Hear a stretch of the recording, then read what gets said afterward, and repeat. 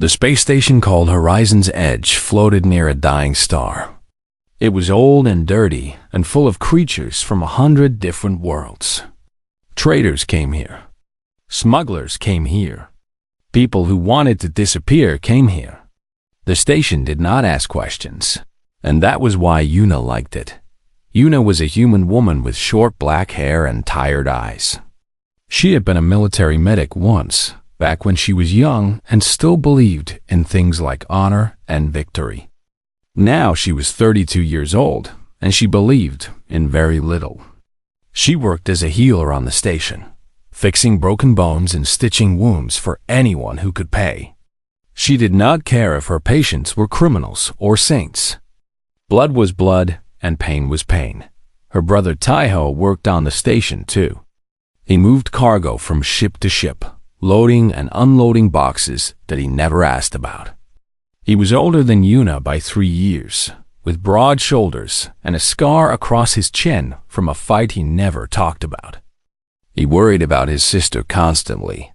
She was too kind, he thought, too willing to help creatures who would never help her back. On the day, everything changed. Yuna was walking through the lower levels of the station. These were the forgotten places where the air filters worked badly and the lights flickered. She heard a sound coming from a ventilation shaft. It was small and weak, like a wounded animal. Yuna stopped walking. She listened. The sound came again. She knelt down and looked into the shaft. 2 eyes stared back at her. They were golden and slitted like a cat's eyes, but much larger. They glowed faintly in the darkness. Yuna knew what she was looking at. A Kethrani. The Kethrani were one of the most feared species in the galaxy. They looked like great cats that walked on 2 legs, with fur and fangs and claws that could tear through metal. They were predators, proud and fierce. They looked at humans the way humans looked at mice. But this Kethrani was small. A kitten, really. Maybe 8 or 9 years old by human counting. Her fur was matted with dry blood, and Yuna could see burns along her side. She was starving. She was terrified. The kitten hissed at Yuna and swiped with her claws. Even weak and half dead, she was fast. Her claws cut across Yuna's arm, drawing blood. Yuna did not move. She did not cry out. She just sat there, bleeding, and looked at the kitten with calm eyes. "I am not going to hurt you," Yuna said quietly. The kitten hissed again, but she did not swipe. Yuna slowly opened her medical bag. She took out a nutrition bar and placed it at the entrance of the shaft. Then she stood up and walked away. She came back the next day. The nutrition bar was gone. The kitten was still there, watching her with those golden eyes. Yuna left more food and some water. She also left a small tube of medicine for burns. On the 3rd day, the kitten let Yuna come a little closer. On the 4th day, the kitten spoke. Her voice was rough and broken, like she had not used it in a long time. "Why?" The kitten asked. "Why what?" Yuna said, "Why do you help me?" "I am Kethrani. You are human." "We are not." "We do not." "You are hurt," Yuna said simply. "I am a healer. That is enough." The kitten did not understand. In Kethrani culture, you only helped your own clan. Everyone else was either prey or enemy. A human helping a Kethrani made no sense. It was like a rabbit helping a wolf. Taiho found out about the kitten on the 5th day. He was angry. "Are you crazy?" he said to his sister. "The Kethrani have killed humans before. They think we are weak. They think we are food. She is a child," Yuna said. "She is a predator. She is alone and scared and hurt. I do not care what species she is." Taiho shook his head, but he knew his sister. Once Yuna decided to help someone, nothing in the universe could stop her. It was her greatest strength and her greatest weakness. The kitten's name was Riss. Yuna learned this on the 6th day. When Riss finally crawled out of the ventilation shaft and let Yuna treat her wounds properly. The burns were bad, but they would heal. The cuts were deep, but they were clean. Riss would live. What happened to you? Yuna asked as she wrapped bandages around Riss's side. Riss was quiet for a long moment. Then she spoke in a voice that was very small. Raiders, she said. They came to our ship. They killed everyone. My mother, my father, my brothers. I hid in a cargo pod. When the pod landed here, I ran. Yuna's hand stopped moving. She looked at Riss, and for a moment, she did not see a Kethrani predator. She saw a little girl who had lost everything. I am sorry, Yuna said. Riss did not know how to respond to that. Kethrani did not apologize. They did not say sorry. They were proud and strong, and they never showed weakness. But Riss was not feeling proud or strong. She was feeling tired and scared and very, very alone. You are safe here, Yuna said. I will not let anyone hurt you. Riss learned a new word that day. Safe. It was a human word, and it meant something that Kethrani did not have a word for. It meant protection without expectation. It meant kindness without cost. It meant someone would stand between you and danger, not because you were their clan, but simply because you needed help. Riss did not fully understand the word, but she liked how it sounded. For the next few weeks, life on the station was almost peaceful. Yuna continued her work as a healer. Taiho continued moving cargo, and Riss slowly grew stronger. She followed Yuna around like a shadow, watching everything the human did with curious eyes. The other species on the station whispered about them. A human and a Kethrani kitten. It was strange. It was unnatural. Some thought Yuna was foolish. Some thought she was brave. Most just thought she was crazy. But Yuna did not care what anyone thought. She found something worth protecting, and that was enough. Then, one day, the alarm started screaming. Red lights flashed through every corridor. A voice came over the speakers, cold and mechanical. Warning. Hostile ships approaching. All residents to emergency stations. This is not a drill. Yuna looked at Riss. Riss looked at Yuna, and in the kitten's golden eyes, Yuna saw something she had not seen before. Fear. Real fear. The kind of fear that comes from memory. Raiders, Riss whispered. The same ones. The ones who killed my family. They have come back. Yuna took Riss's small clawed hand in her own. Stay close to me, she said. I will keep you safe. The station shook as the first enemy ship attached to the hull. The battle for Horizon's Edge had begun. The station screamed with alarms and shook with explosions. The raiders had come in force. Their ships attached to the hull like parasites, and their soldiers poured through the breaches like water through broken pipes. They were called the Iron Maw, and they were the most feared raiders in this sector of space. They took everything of value. They killed everyone who resisted. They left nothing but bodies and burning metal behind. Yuna ran through the corridors with Riss close behind her. The kitten was shaking, her fur standing up in fear, but she did not cry. Kethrani did not cry, even young ones. Even when they were terrified, Taiho found them near the medical bay. He had a weapon in his hand, an old plasma pistol that he kept hidden in his cargo hold for emergencies. We need to get to the escape pods, he said. Now, the escape pods will be crowded, Yuna said. Everyone will be trying to get there. That is why we need to move fast. They ran. The station was chaos.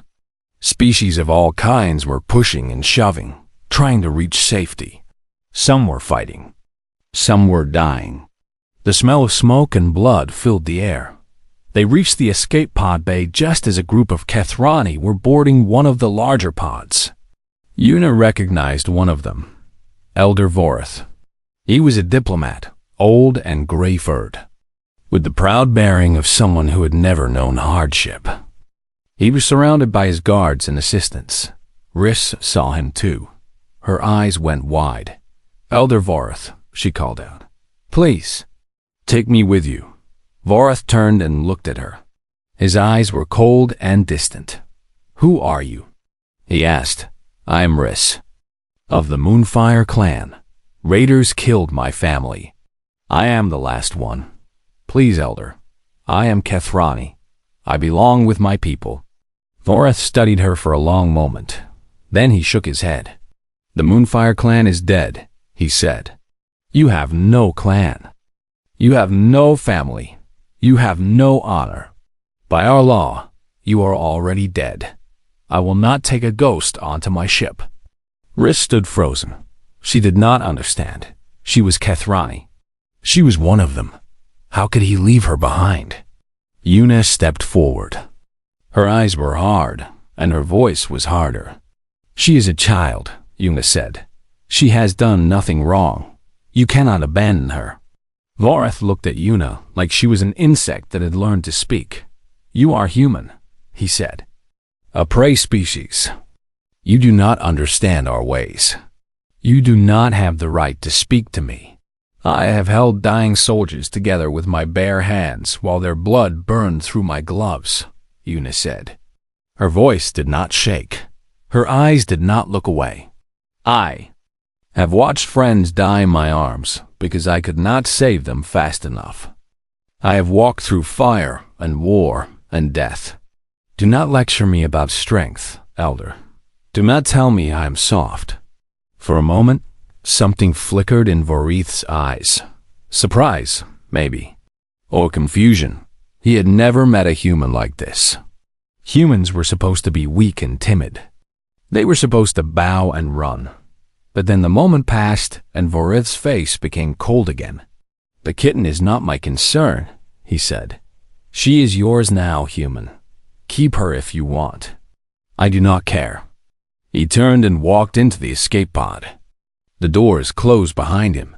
The pod launched and Vorath was gone. Riss stood very still. Her golden eyes were empty. She had been rejected by her own kind. She was truly alone now. Una knelt down beside her. "Riss," she said gently. "Look at me."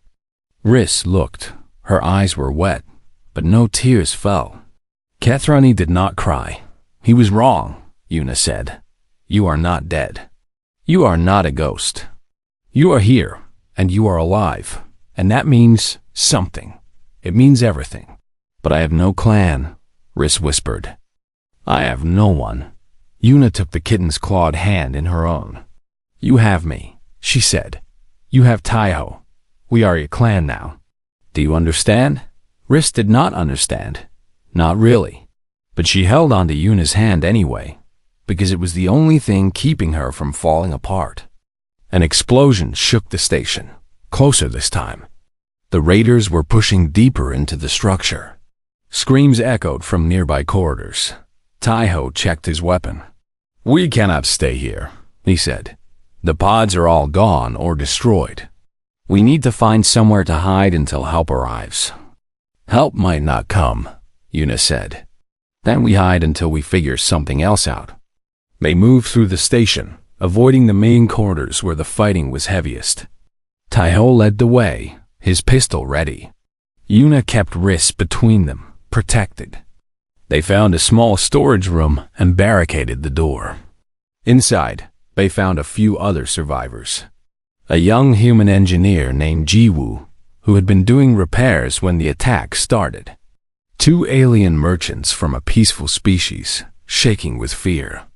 An old human woman who said nothing and simply sat in the corner with her eyes closed. Taiho guarded the door. Una checked everyone for injuries. Riss sat against the wall, her knees pulled up to her chest. For a while, everything was quiet. Maybe too quiet, then they heard it. Gunfire. Close. Getting closer. Riss began to shake. The memories of the last attack were flooding back. The screams of her family. The smell of burning fur. The moment when everything she knew was taken from her. She tried to be strong. She tried to be brave. She was Kethrani. She was a predator. She was not supposed to be afraid. But she was so afraid. A small sound escaped her throat. A whimper. Tiny and weak and utterly unkethrani. Yuna heard it. She turned and looked at Riss. She saw the fear in the kitten's eyes. She saw the memory of loss and death and pain. She saw a child who needed someone to protect her. And something changed in Yuna's face. Her tired eyes became sharp. Her soft expression became hard. The healer disappeared, and something else took her place. Something older. Something that remembered war. Yuna stood up. She picked up a fallen security officer's weapon from the corner of the room. "Yuna," Taiho said, "what are you doing?" "There are people dying out there," Yuna said. "There are children in the lower levels, the nursery pods. Vorath left them behind when he ran. You cannot go out there. You will die." "Maybe," Yuna said. "But I cannot stay here and do nothing. Not while I can still fight." She walked to the door. Taiho grabbed her arm. "Yuna, please." She looked at her brother. For a moment, her eyes softened. "Take care of Riss," she said. "Keep her safe. I will come back." "You do not know that." "No," Yuna admitted. "I do not. But I have to try." She pulled free from his grip. She opened the door. The sounds of battle rushed in like a wave. Yuna did not hesitate. She ran toward the gunfire, toward the screaming, toward the danger that everyone else was running from. Taiho watched her go. His heart was breaking, but he did not follow. Someone had to stay. Someone had to protect the ones who could not protect themselves. Riss stared at the empty doorway. She did not understand what she had just seen. A human, small and soft and without claws, running toward death. Running toward the monsters that killed without mercy. "Why?" Riss asked. Her voice was barely a whisper. "Why did she go?" Taiho sat down beside her. He looked very tired. "That is the thing about humans," he said quietly. "We run toward the fire. We always have. We cannot help it. When someone needs us, when someone is hurting, we go. Even if it kills us. Even if it makes no sense."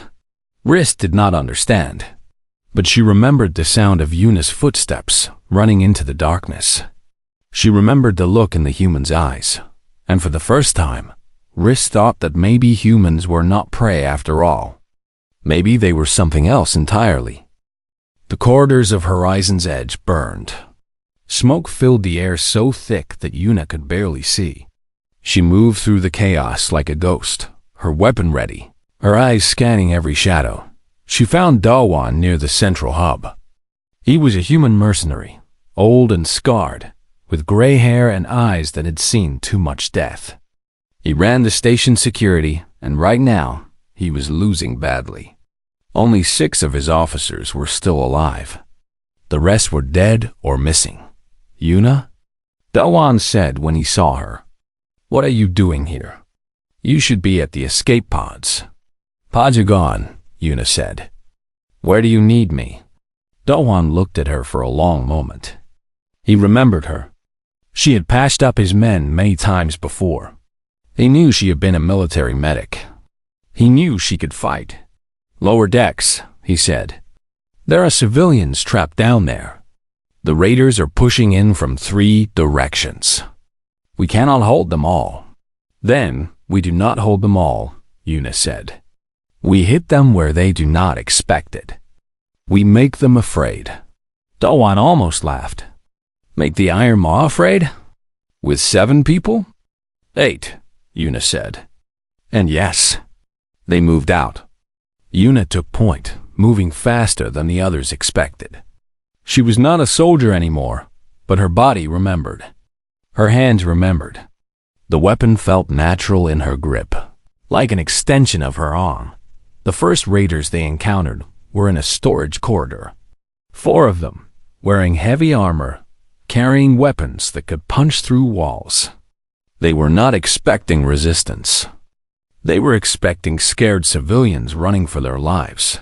Yuna shot the first one before he even raised his weapon.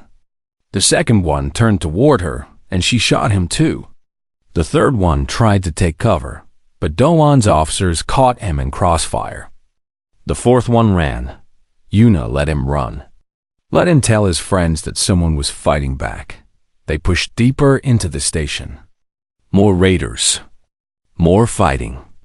Yuna took a hit to her shoulder, the energy blast burning through her jacket and scorching her skin. She kept moving. She did not have time to stop. "You are hurt," Doan said. "I know," Yuna said. "Keep moving." They found the nursery pods on the lowest deck.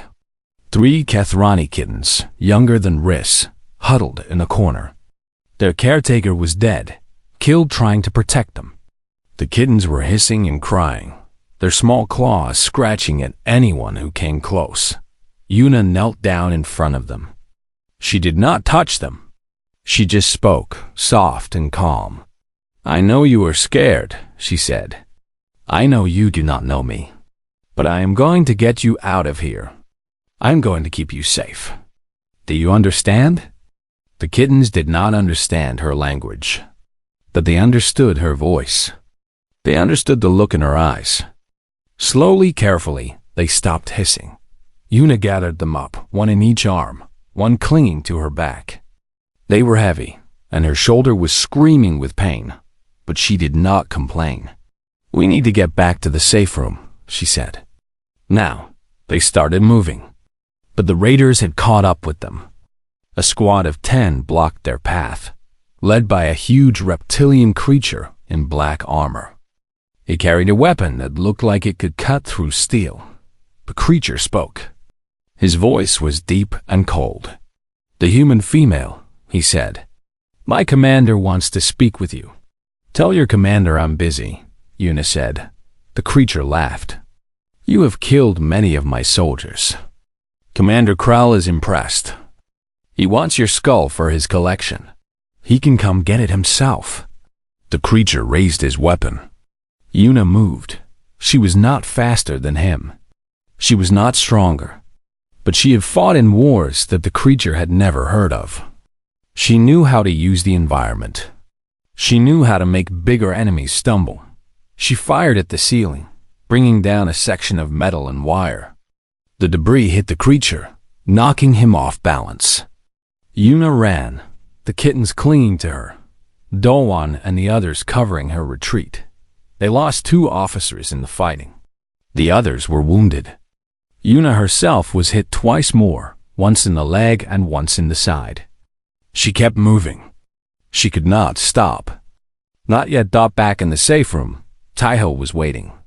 When he saw his sister stumble through the door, bloody and burned and carrying 3 Kethrani kittens, he felt his heart stop. "Yuna," he breathed. "I am fine," she said. It was a lie, and they both knew it. But there was no time for truth. She set the kittens down near Riss. The young Kethrani stared at them, then at Yuna, then at the blood soaking through her clothes. "You saved them," Riss said. "You went into the fire and you saved them." "Yes," Yuna said simply. "But they are Kethrani. They are not your clan. They are not your family. Why would you risk your life for them?" Yuna looked at Riss. Her tired eyes were soft despite the pain. "Because they are children," she said. "Because they were scared and alone and needed help. That is enough. That is always enough." Riss did not understand. In her world, you only protected your own. You only fought for your own. The idea of dying for strangers was madness. But Yuna had done it. A human, a creature that Riss had always been taught was weak. A creature with no claws, no fangs, no armor. And she had walked through fire and blood and death to save children who were not even her species. "I do not understand humans," Riss whispered. Taeho sat down beside her. He was cleaning Yuna's wounds, wrapping bandages around her injuries. His hands were shaking. "Let me try to explain," he said. "Back on Earth, our home planet, humans used to hunt. But we were not like other predators. We did not have sharp teeth or claws. We were not fast. We were not strong, but we had something else. What? Riss asked. We never stopped. When we chased prey, we did not sprint. We walked. We jogged. We followed. For hours. For days. We just kept going until the prey was too tired to run anymore. The animals we hunted could outrun us easily in a short race, but they could not outlast us. No creature on our planet could outlast us. Riss stared at him. You hunted by refusing to stop? Yes, we call it persistence hunting. And it is in our bones, in our blood. When we start something, we do not stop. When we protect something, we do not stop. When we fight for something, we do not stop. Ever. He looked at his sister, who was finally letting herself rest, her eyes closed and her breathing shallow. Yuna will not stop, he said. Not until everyone is safe. Not until the fight is over. That is what humans are made of. Stubbornness. Endurance. A refusal to quit even when the universe tells us we should. Riss looked at the human woman who had saved her life. Who had saved the lives of kittens she had never met.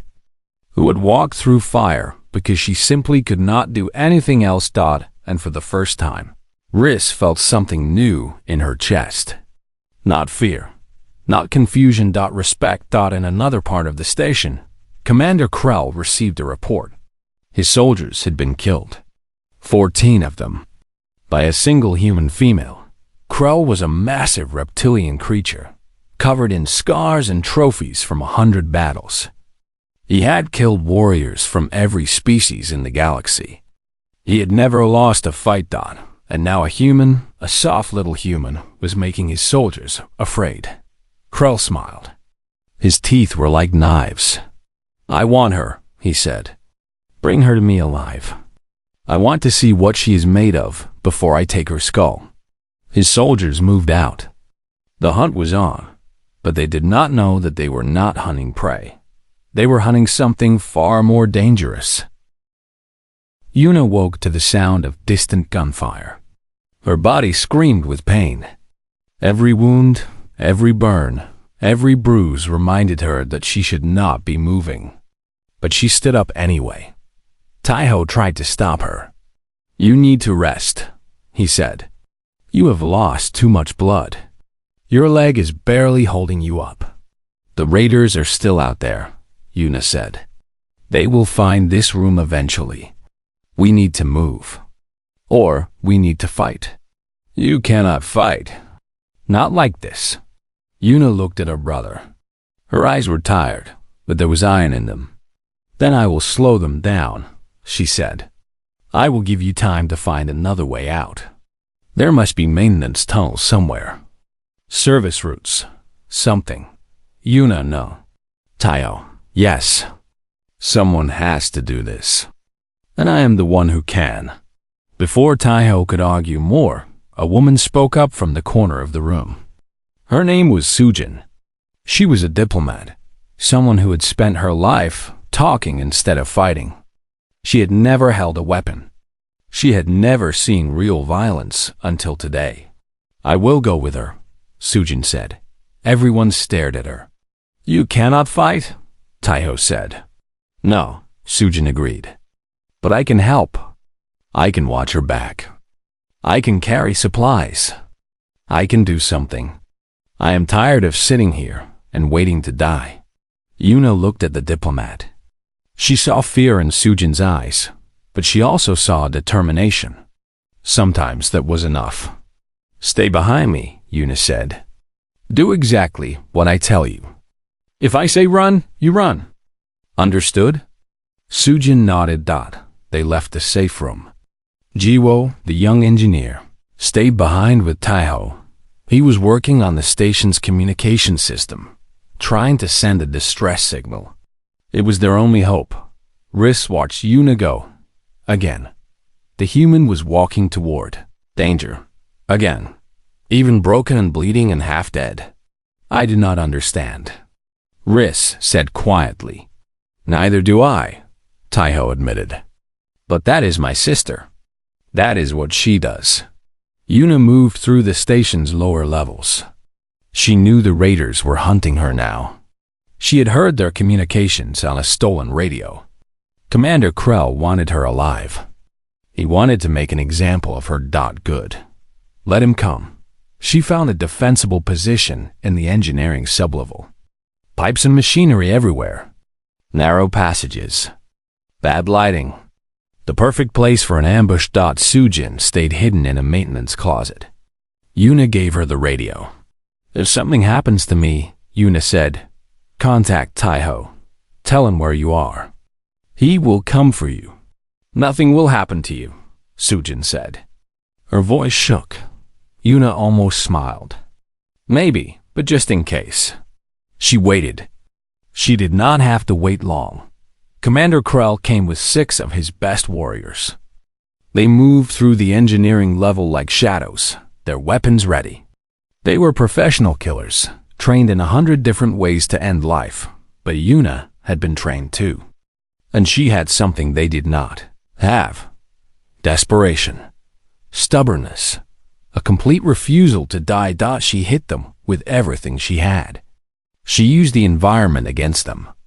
Cutting power lines to create sparks, triggering steam vents to blind them, leading them into narrow passages where their size worked against them. One by one, she took them down. She was not gentle about it. She could not afford to be. When the last warrior fell, only Krell remained. He was huge. Twice Yuna's size, covered in scales and scars.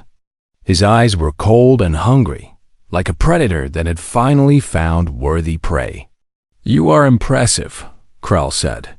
His voice was deep and rumbling. For a human. Your kind is usually so weak. So easy to kill. Yuna stood her ground. Her weapon was almost empty. Her leg was shaking.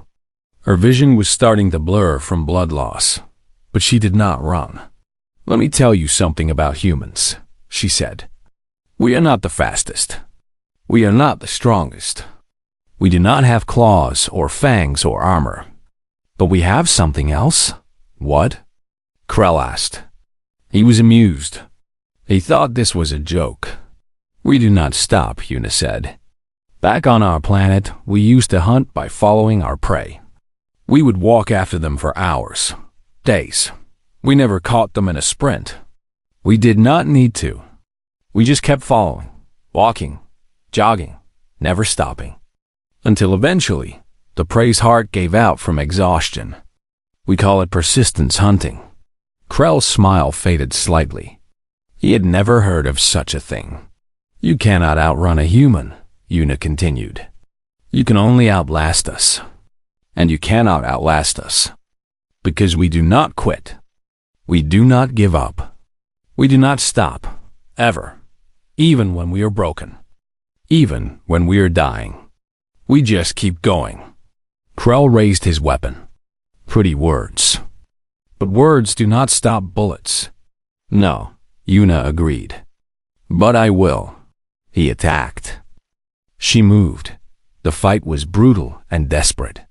Yuna could not match his strength, so she did not try. She used her size, her speed, her knowledge of the terrain. She led him through steam and sparks and falling debris. She made him work for every step. He hit her, hard. She felt ribs crack. She tasted blood in her mouth. She got up. He hit her again. She went down. She got up. Again, and again, and again. Every time she fell, she got back up. Every time he knocked her down, she stood up again. He could not understand it. He had fought warriors from 100 species, and none of them had been like this. None of them had this insane, stubborn refusal to stay down. Why will you not die? Krell roared in frustration. Yuna spat blood onto the floor. Her vision was red. Her body was screaming at her to stop. Because people are counting on me, she said. Because there are children waiting for me to come back. Because I promised a scared little kitten that I would keep her safe. I do not break my promises. She raised her weapon. One shot left, Before she could fire, something hit Krell from behind. Something small and fast and golden. Riss thought the Kethrani kitten had followed them. She had tracked Yuna's scent through the burning station, running through smoke and chaos and danger. And now she was clinging to Krell's back, her small claws digging into the gaps in his armor. Krell roared and spun, trying to throw her off. It was only a moment of distraction. Only a second. But a second was all Yuna needed. She grabbed a broken pipe from the floor. She lunged forward with the last of her strength. The pipe went through Krell's throat. He fell. He did not get back up. Yuna stood over him, swaying on her feet. Her vision was going dark. Her body had nothing left. "Riss," she whispered. "What are you doing here?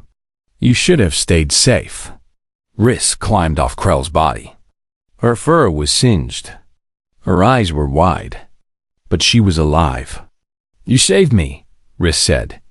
"You saved the other kittens. You ran into fire for strangers. I could not let you die alone. That is not what family does."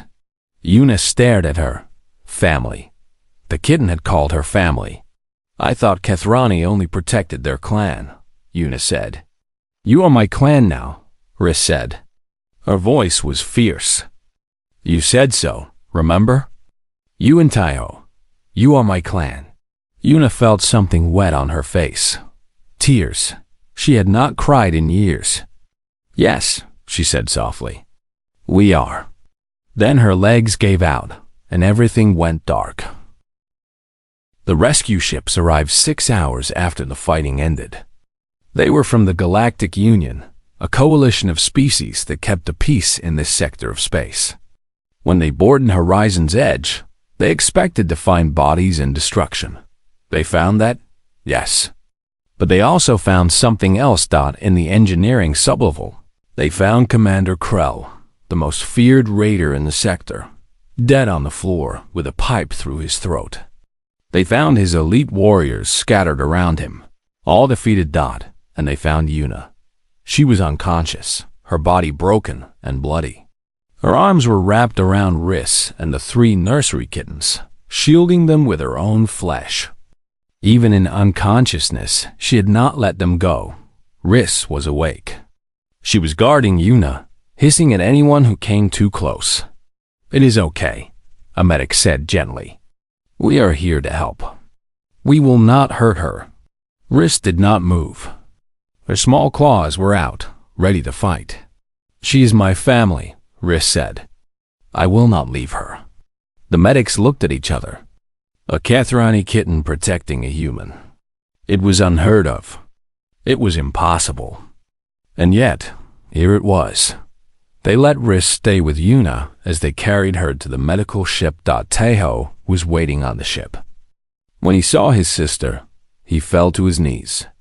She looked dead. She should have been dead. The medic said she had 17 separate wounds. She had walked on a fractured leg for 2 hours. Her blood loss alone should have killed her long before the end. But she was alive. Barely. Impossibly. But alive. How? Taiho asked the doctors. How is she still breathing? The head doctor, an alien with 4 arms and kind eyes, shook her head.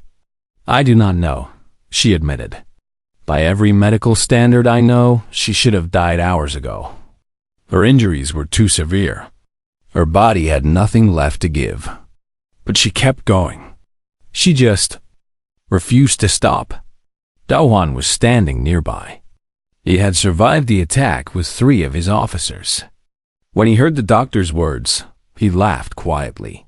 "That is humans for you," he said. "We die when we decide to die. Not a second before." The doctor did not understand. But then, she was not human. The news of what happened on Horizon's Edge spread quickly. A single human woman had killed Commander Krell.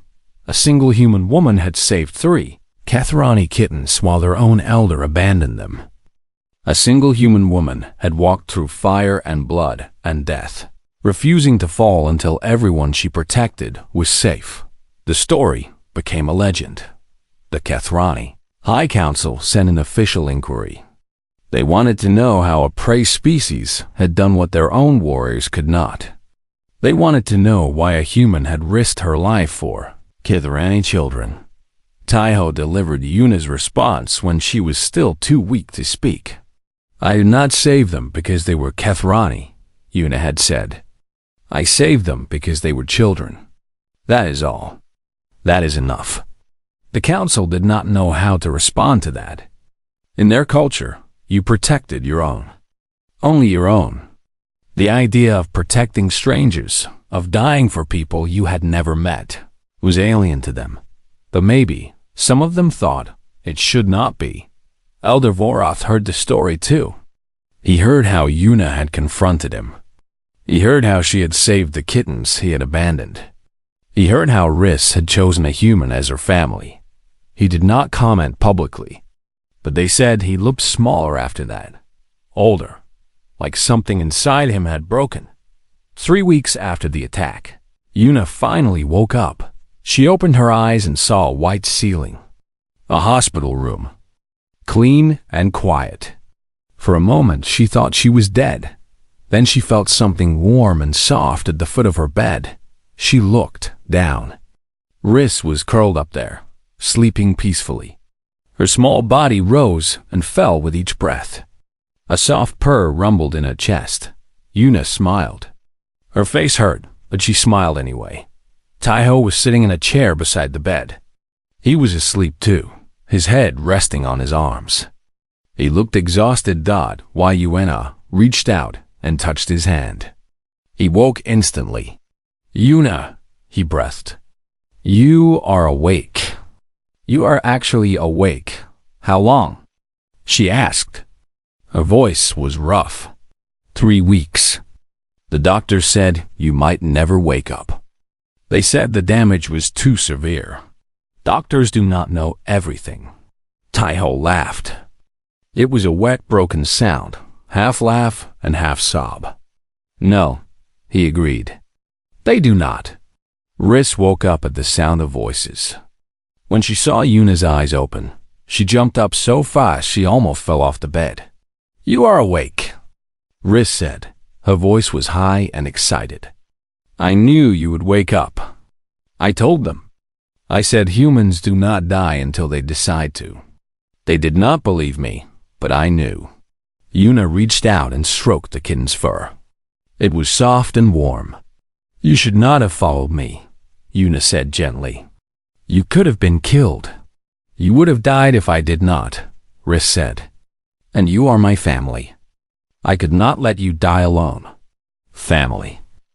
There was that word again. It made Yuna's heart swell. "Thank you," she said, "for saving me." Riss puffed up with pride. A Kethrani kitten, proud of saving a human. The universe was a strange place. In the weeks that followed, Yuna recovered slowly. The doctors were amazed at her progress. Humans, they learned, healed faster when they had something to live for. Yuna had many things to live for.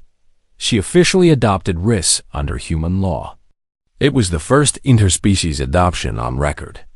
Some people thought it was strange. Some people thought it was wrong.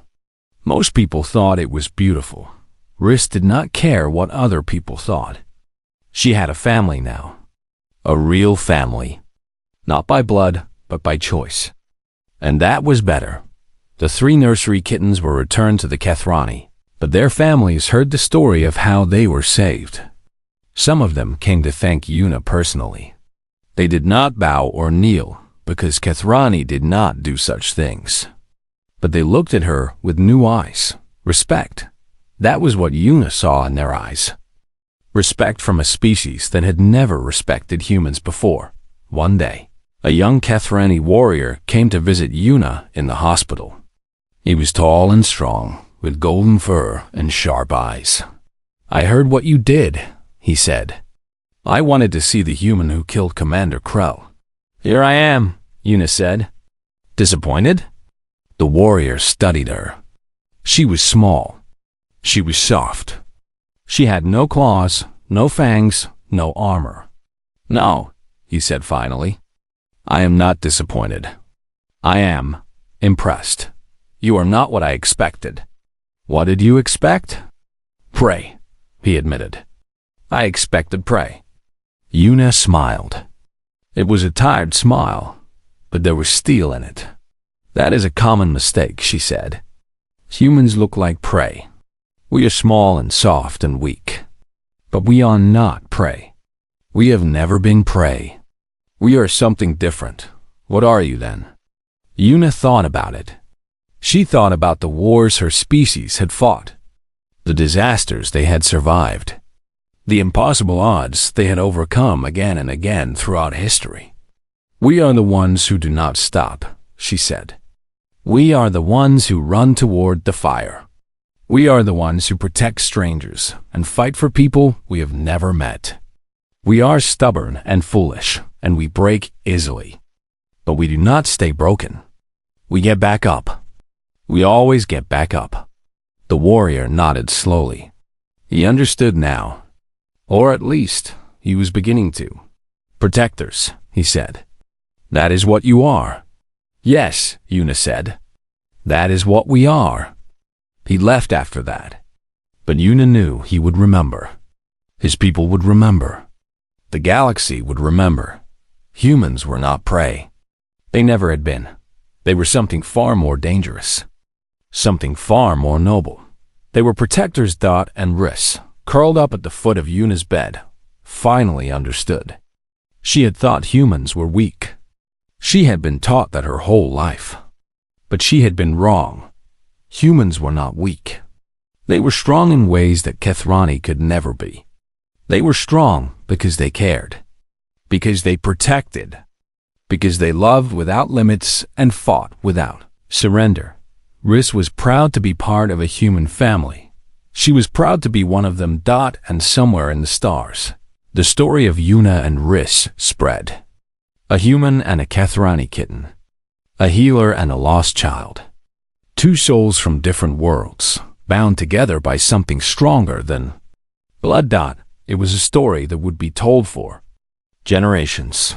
The story of the predator cat kitten who whimpered once, and the human who was already dashing toward the gunfire.